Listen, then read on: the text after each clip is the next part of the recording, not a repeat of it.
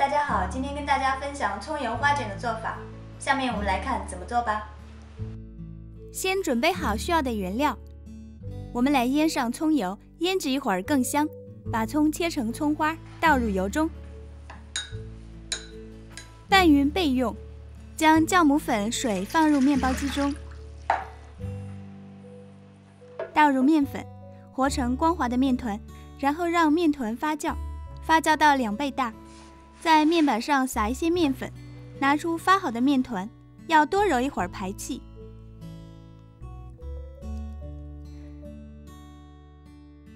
如果你觉得揉面费事，不知道要揉多久，那就试试我的办法。用擀面杖揉面，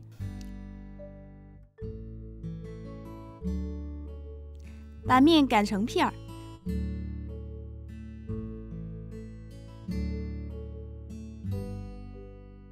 然后折叠成长方形，再次擀片儿。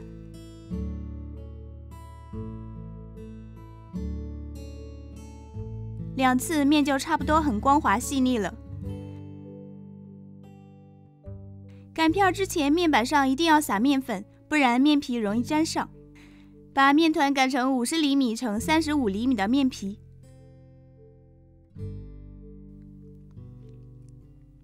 把葱油抹到擀好的面皮上，可以用勺子，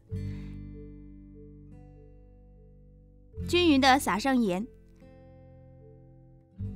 从长方形的长边卷起来，然后用刀切成一个个的小剂子，用一根筷子在一个剂子的中间压一下，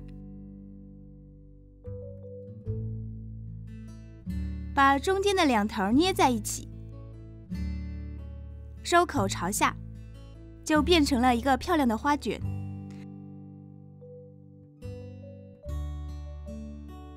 蒸锅中放入冷水，蒸锅里放入笼布，然后摆上一个个花卷，每个之间要留一点缝隙。先别蒸，就放在蒸锅里，让它再次发酵25分钟左右。2次发酵完成后，花卷更大更白了。